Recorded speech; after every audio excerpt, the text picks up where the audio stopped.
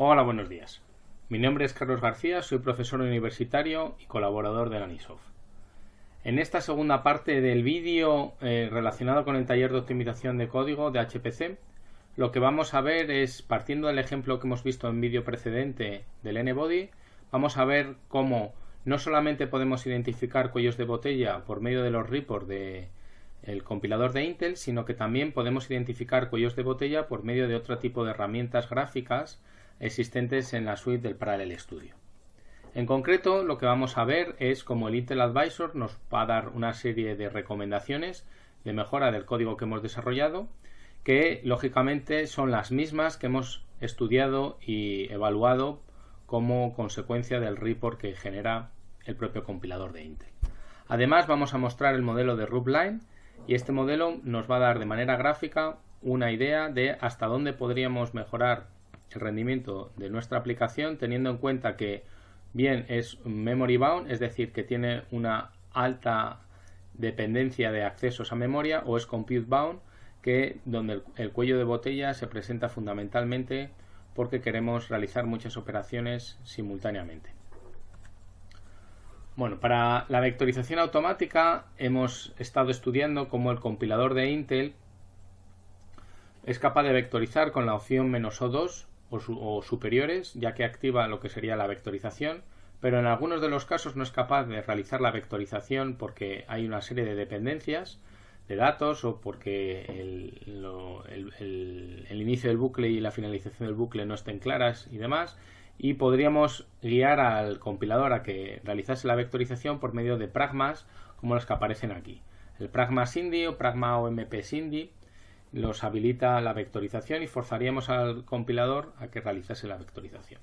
En vídeos precedentes también estuvimos viendo cómo, aunque el código se vectorizase, no siempre lo realiza de la manera más eficiente posible, puesto que si los accesos a memoria no son consecutivos y por lo tanto tienen un stride distinto de 1, no explota la localidad y no es capaz de empaquetar los datos en vectores de la mejor manera, y ya vimos cómo la solución de cambiar ese array de estructuras a una estructura de arrays era más satisfactoria en el caso del ejemplo del N-Body. Si tenemos unos accesos a memoria diferentes a los que hemos contemplado, porque el layout de acceso a memoria sea distinto, en este propio enlace de Intel nos recomienda algunas plantillas o algunos templates para tratar de hacer uso de las optimizaciones vectoriales con otro tipo de accesos a memoria.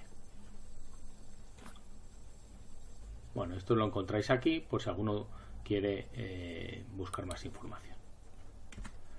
Bueno, a continuación lo que vamos a presentaros es la herramienta del Intel Advisor, que luego cuando la veamos gráficamente tendrá un aspecto parecido a esto. Lo que nos va a permitir es, desde el punto de vista de la vectorización, cómo determinar qué funciones o qué bucles son las rutinas o funciones más pesadas, ¿vale? Nos hace un pequeño profiler, nos lo pone desde aquellas rutinas que tienen un peso mayor hasta las que tienen menor, ¿vale? Además nos va a permitir identificar algunos inhibidores que deshabilitan la vectorización, y como os mencionaba anteriormente, ya veremos cómo hay un apartado de recomendaciones o consejos para mejorar el rendimiento de la propia vectorización, ¿vale? Esto tiene que ver también con la parte de optimizar los accesos a memoria, ese stride unitario. Bueno, prácticamente todo el análisis que vamos a realizar es el mismo análisis que teníamos en el vídeo anterior. Lo que pasa es que iremos más rápido, puesto que ya hemos identificado los problemas existentes en el código de N-Body, desde la versión inicial en el que había una serie de conversiones de datos hasta las siguientes versiones en las que optimizábamos para la plataforma en la cual queremos ejecutar el código, mejorábamos lo que serían los accesos a memoria y empaquetado de instrucciones vectoriales con esa explotación de stride unitario, y luego por último accesos a memoria alineados. Bueno, el modelo Rootline que he mencionado también anteriormente es un modelo que nos determina cuáles son los potenciales cuellos de botella de mi aplicación de manera gráfica, y se centra en dos partes. Una primera parte que tiene que ver con el rendimiento pico que tiene mi plataforma, es decir, cuántos gigaflops es capaz de alcanzar la plataforma o computador en el cual yo me encuentro, y otro línea u otro límite se encuentra determinado por el acceso a memoria, ¿vale? ¿Cuál es el ancho de banda que tenemos de acceso a memoria? Si nos centramos en la parte del rendimiento pico, pues ante el ejemplo que aparece aquí en la propia transparencia de dos sockets de un Intel Xeon, que va a 2,7 GHz, pues lo que tendremos será la frecuencia de reloj multiplicado por el número de sockets, que en este caso son 2. Este procesador tiene 12 cores, que además tiene las extensiones multimedia OBX2, por lo tanto se permitiría el empaquetado de 8 datos simultáneamente, y como también incorpora la operación FMA o multiplicación y suma fusionada, pues en una misma instrucción podríamos realizar dos operaciones en punto flotante. Realizando estas operaciones nos daría un rendimiento pico aproximadamente en esta plataforma de 1000 gigaflops. Para obtener el otro límite asociado al ancho de banda, pues en el caso concreto de este procesador, lo que nos determina es que tenemos dos sockets, por lo tanto se accede a través de esos dos sockets a memoria. El frontside bus funciona a 1,8 MHz. Además, en cada canal, mejor dicho, tiene 4 canales y en cada canal se pueden transmitir hasta 8 bytes por canal. Eso nos daría un ancho de banda aproximado de 119 GB por segundo si accediésemos a memoria principal. Bueno, esto más o menos es el modelo Rootline, donde se presentan los dos límites. Uno de los límites, si recordáis, era el pico asociado al rendimiento máximo que tiene la plataforma, que sería este de aquí. ¿Vale? Este pico, para la plataforma que teníamos, el procesador este que mencionábamos anteriormente, nos decía que teníamos un rendimiento pico aproximadamente de 1000 gigaflops por segundo. Y este otro línea o límite lo que determina es el límite relacionado con la capacidad que tengo de acceder a memoria principal, donde el ancho de banda calculado aproximadamente era de 119. ¿Vale? Si nos encontramos en esta parte de la gráfica, en la parte de la derecha, y tenemos una aplicación que se encuentra en esta parte de aquí, si nosotros utilizásemos mayor número de hilos o comprásemos una máquina más potente, podríamos saltar hacia arriba y nos encontraríamos que el límite se encontraría aquí, fundamentalmente porque la máquina que disponemos no es capaz de realizar más operaciones por segundo, ¿vale? Por lo tanto estaríamos en la fase del compute bound. Sin embargo, si estuviésemos en la parte esta de la izquierda y nosotros activásemos vectorización, paralización por medio de hilos u otro tipo de técnicas de aceleración, el límite en el que nos encontraríamos sería fundamentalmente el acceso a memoria. ¿Vale? Luego, según estemos en la parte de la izquierda o en la parte de la derecha, nosotros potencialmente podremos saber en dónde estarían nuestros límites. En este eje lo que se determina es la intensidad aritmética, que no es ni más ni menos que el cociente existente en las operaciones en punto flotante que quiero realizar por el número de accesos a memoria o el número de bytes que supone acceder a esa información. ¿Vale? Entonces eso por bucle podríamos determinar cuántas operaciones en punto flotante son las que se procesan en ese bucle y cuántos accesos a memoria también se realizan en ese bucle, tanto en load y en store. Podremos sacar el cociente de la intensidad aritmética y en función del modelo Rootline podríamos determinar si nuestra aplicación es más compute bound o es memory bound. ¿Vale? Eso es un poco lo que se presenta en esta gráfica. Es el mismo modelo Rootline, un poquito más mejorado, porque no solamente nos centramos en el ancho de banda existente con memoria principal, sino también en el ancho de banda en cache de segundo nivel y en cache de primer nivel. Y aquí lo que se determina sería el límite asociado por el pico en un procesador escalar, o cuando le introducimos vectorización, o cuando además de la vectorización hacemos uso de esa función o esa instrucción de multiplicación y suma fusionada. ¿Vale? En función de si nuestra intensidad aritmética está en la zona de la derecha o está en la zona de la izquierda, y nosotros incrementamos o aceleramos el código por medio de las técnicas de paralización, veremos si el límite se encuentra asociado al acceso a memoria o bien se encuentra asociado a que necesitamos, entre comillas, más hierro, más capacidad computacional para escalar nuestra aplicación. Bueno, pues el modelo Rootline también está presente en el Intel Advisor que he mencionado anteriormente, y de manera gráfica podréis saber no solamente la aplicación desde el punto de vista global en qué zona se encuentra, sino también a nivel de bucle. Este va a ser el modelo Rootline que nos va a presentar. Luego lo vamos a ver gráficamente cómo poder obtenerlo por línea de comandos. ¿Vale? Y lo que viene a reflejar aquí, el tamaño del punto viene a determinar si ese bucle o esa función tiene más o menos peso en la aplicación global. Cuanto más grande, más peso tendría, por lo tanto en el profiler estaría en la parte superior del profiler. Cuanto más pequeños, pues justamente lo contrario, ¿vale? Y otro tipo de colores que aquí no están presentes, ya lo veremos luego posteriormente, nos determinan si esa rutina o esa función está vectorizada o no está vectorizada. Bueno, vamos a comenzar con la demo con el Intel Advisor. Podríamos ir a la carpeta inicial donde se encontraba el primer código inicial del NBody. Ya realizamos el make. Bueno, el make survey lo que nos va a realizar es la recolección de la información para luego posteriormente darnos una idea global, un análisis global de la aplicación por medio del Advisor, ¿vale? Y la visualización de resultados lo haremos aquí también con el make OpenGIF, ¿vale? Por último, para acabar con el modelo Roofline, pues la visualización del modelo Roofline también la podríamos obtener por medio del makefile haciendo make Roofline, ¿vale? Esto luego lo veremos a continuación. Bueno, os voy a presentar las transparencias y luego voy a hacer la demo físicamente. No voy a utilizar la versión 0 porque era la menos óptima, sino que voy a utilizar algún otro tipo de versión superior, como la versión en la cual ya realizábamos esa conversiones de tipos de datos, etcétera, porque si no se demoraría mucho realizar la simulación. Pero el análisis que voy a realizar es completamente extrapolable para cualquiera de las versiones que hemos estudiado con anterioridad.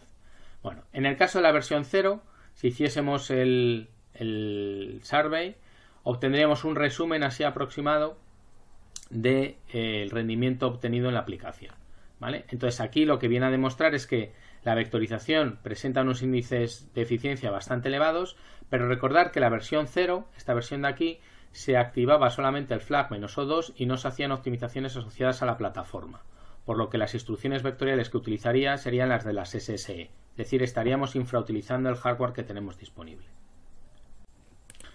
Bueno, continuamos con el ejemplo de la versión AVX2. Una vez compilado, podemos recabar la información por medio del comando survey, que como mencionaba anteriormente, lo que hace es recolectar la información con esta opción collect survey y lo almacena en este directorio, y este sería el ejecutable. Una vez que ya hemos recolectado la información, podremos ser capaces de comenzar la visualización de la información recogida.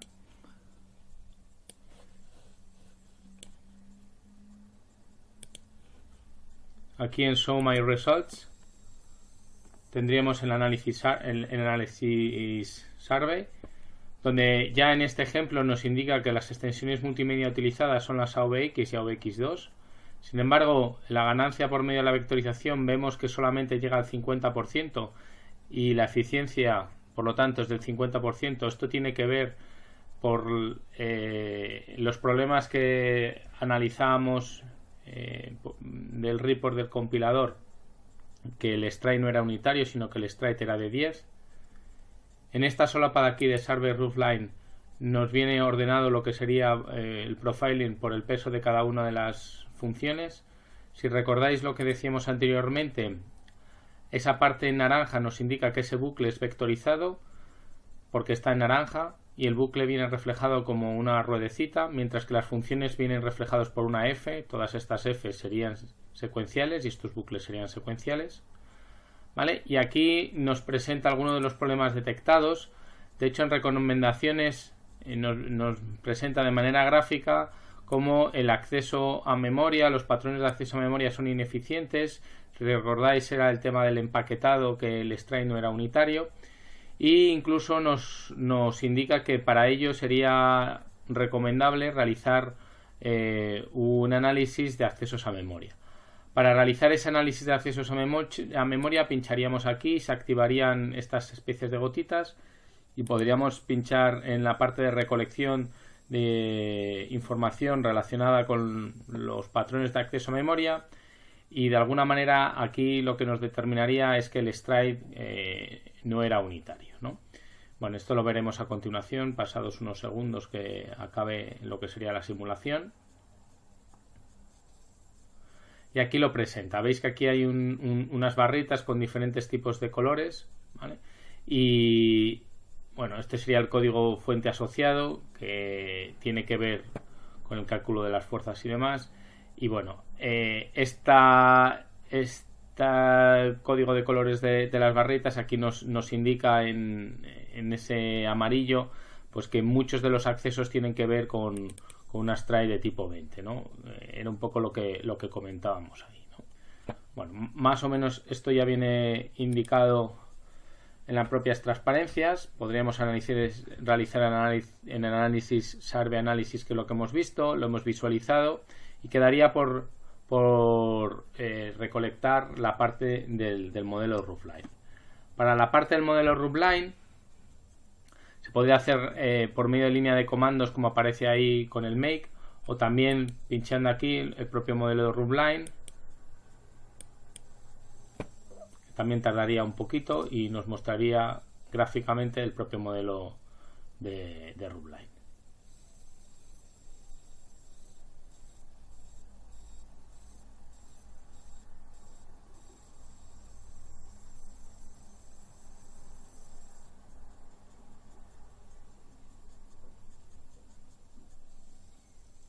Bueno, más o menos este sería la fase del modelo Roofline. Como ya había seleccionado con la gotita el bucle correspondiente a la parte vectorial, pues ahí lo encontraríamos. Todavía tendríamos margen de mejora.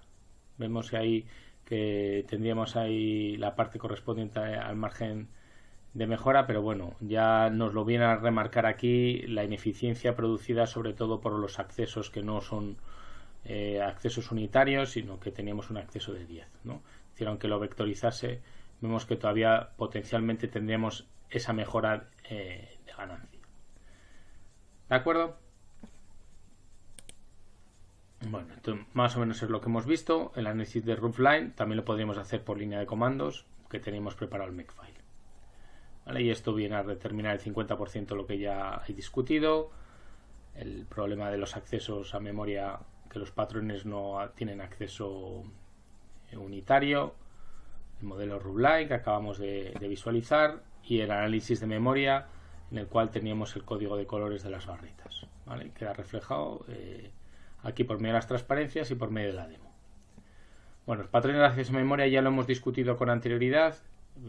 Aquí tenemos un patrón de acceso en el que todos los datos son consecutivos, por lo tanto el empaquetado vectorial se hace a la par que se realiza el load. Cuando tenemos un STRAE de 2, pues necesitaríamos dos vectores y luego entrelazarlos, y un acceso de este tipo en el cual tenemos una constante de acceso mucho mayor, pues hace que conlleve muchos loads y luego posteriormente el empaquetado, como es el caso concreto nuestro, ¿no? Ya hemos estado discutiendo en el caso del array de estructuras cómo era la versión más eficiente por el tema del empaquetado, y sí cambiando ese layout a una estructura de arrays. Bueno, si repetimos el propio análisis, pero para la versión en la que teníamos una estructura de arrays, obtendríamos algo parecido a lo que tenemos aquí en la propia transparencia. Si queréis también podemos realizarlo en la propia demo.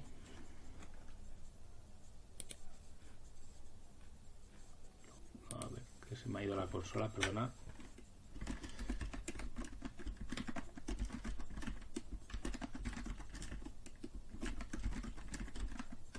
Bueno, aquí era la versión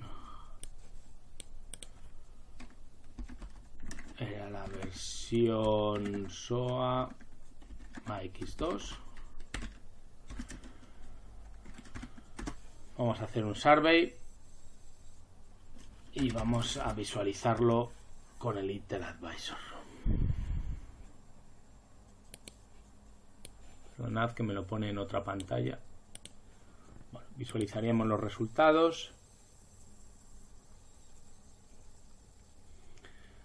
De nuevo vectoriza para las extensiones multimedia y ha mejorado sustancialmente. Del 50% de la eficiencia en vectorización aumentaríamos al 81%. ¿Vale? Bueno, si nos fuésemos aquí a la parte de recomendación, bueno, en la parte de recomendaciones no hay nada porque tendríamos que seleccionar y mirar los patrones de acceso a memoria. Ahora, los patrones de acceso a memoria, como sí que realizamos un acceso unitario, en principio la distribución del STRAE debería ser unitario y sería mucho mejor. Lo vamos a ver reflejado en el código de colores de las barritas.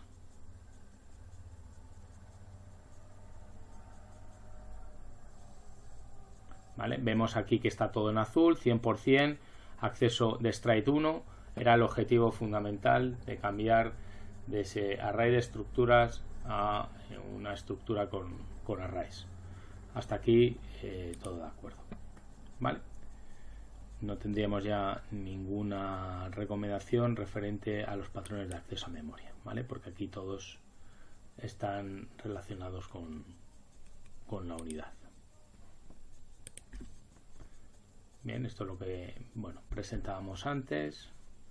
¿Vale? Y ya por último, para acabar y hacer un resumen, estos serían los diferentes puntos que obtendríamos cuando tenemos la versión inicial, que sería la versión base, cuando realizábamos conversiones de tipos de datos de flotantes, cuando aplicábamos la parte de la vectorización. Bueno, este sería el código base sin realizar ningún tipo de optimización de la arquitectura. Esto sería con la opción de la arquitectura de la VX512 si tuviésemos una plataforma que tuviese soporte para estas extensiones multimedia. Eso sería la mejora con la conversión del tipo de datos. Y por último, esta que hemos mencionado, que es cambiar a una estructura de arrays.